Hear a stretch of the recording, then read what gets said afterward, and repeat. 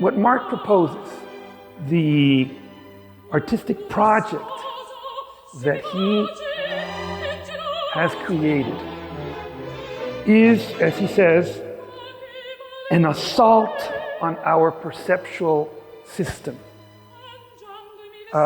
shaking us into the realization of others' pain, an idea that we can wage peace through compassion. And I find this marvelous and moving and a way of awakening and to doing something about what is happening to our fellow people and our world.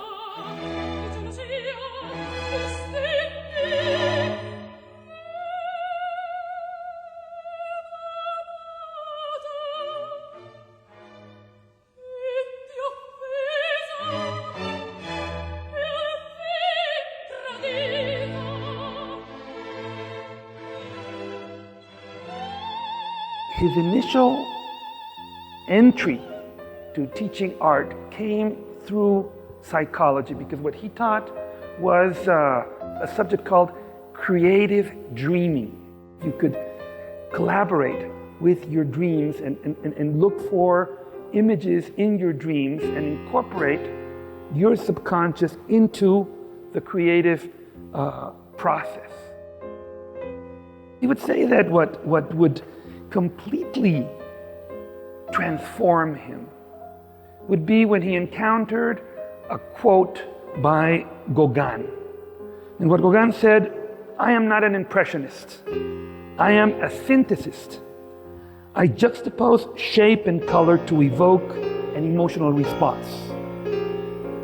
That hit Mark very strongly. He said, a door flew open for a life of experimentation. Violent brushstroke is not the same as a violent act. As a matter of fact, art, whether it is painting or doing sculpture or acting, you can unleash the inner violence. You can let it all go. And for Mark Strickland, a breakthrough came with the use of Chinese ink techniques that allowed him to suddenly let go of all this pent-up despair, this pent-up anger, and to transform it into an artistic form of expression. So with these weapons, with these tools, he would embark into the first series that gave him a level of recognition, his Subway series. He was particularly sensitive to the New York scene and to look at all these half-remembered faces, senseless words, graffiti, thoughts passing in the train at top speed, things that half seen, half remembered. But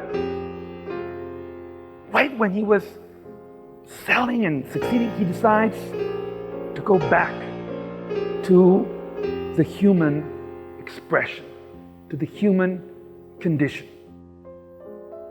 And for the next 23 years, he would focus on painting human beings, of revealing the human emotion. But he does so with a liberated brush, a brush that is informed by excellent technical control, but that is free. Art's like dance that he paints so well.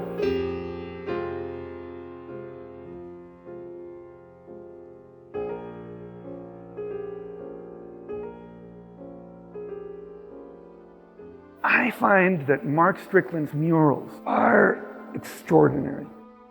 The mural works as a work of art. It's beautiful because the colors are beautiful and the combinations are beautiful. And it can be read in many ways. Well, one of my favorites is The Choice. And the choice deals with the problem of gang violence. And so, how do you paint this? How do you recreate it without being sanctimonious, without being preachy, without looking at things from a moralistic viewpoint? How do you confront something as complex as this? Because it's deeply rooted in poverty and injustice, and it's so complex, the issue. And so here it presents simply the choices that young people have. And you see the drug dealer, you see the pusher, you see the dogs, the violence that is real and symbolized. But you also see the hope, and you see the violin and the piano, and all together. Mark Strickland has never shied away from any problem. And he addresses the issue of immigration, of who is and what does it mean to be an American. And he goes back to the words of Emma Lazarus, "Give me your tired, your poor, your huddled masses yearning to breathe free. Send these homeless, tempt those to me. I lift my lamp besides the golden door." And the ideas of Mark Strickland have also to do with families. And how do we deal with a new society? This is a mural called Broken Angels. And you see in the bottom, the old patriarchal belief system. And you see a mother pulling her son. But then you see the father, the father that is also lifting a daughter and carrying a wounded one. So you see the involvement of the parents in the elevation of their kids. And then at the end you see the broken angel, which going to Mount Ararat in the hands of God. And it is said that those broken angels, those that have survived trauma and have transcended hatred and have transcended violence, are the peacemakers, those that are able to bring peace and compassion to others. Perhaps the most important mural series that Mark has created is his series on the Holocaust. His vision of the Holocaust is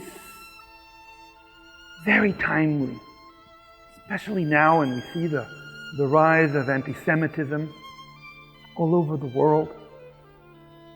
And the remembrance of the horrors of the death camps.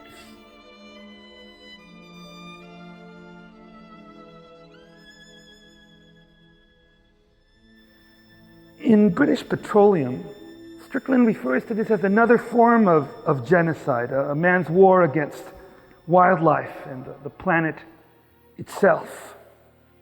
When doing this mural, he had these dreams where he saw all these animals, like these herds of animals, crushing into an explosive gas, like falling, and falling.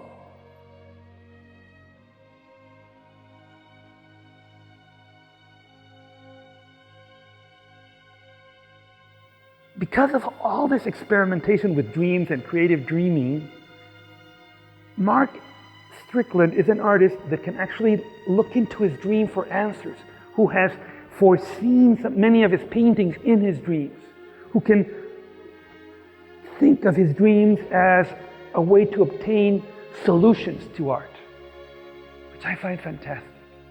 And in one of these dreams, he came up with the idea of the flying fish. And he connected the flying fish to humanity, trying to come out, to do a breakthrough from the water to the air. This mural could also become a manifesto for Strickland's philosophy. The belief that humanity is a flying fish underwater that sometimes breaks through to the surface of unconsciousness and flies. This is the intrinsic sense of well-being. We all feel when we do something right. When humanity follows its bliss, it will find itself blessed and guided by the goodness towards the light.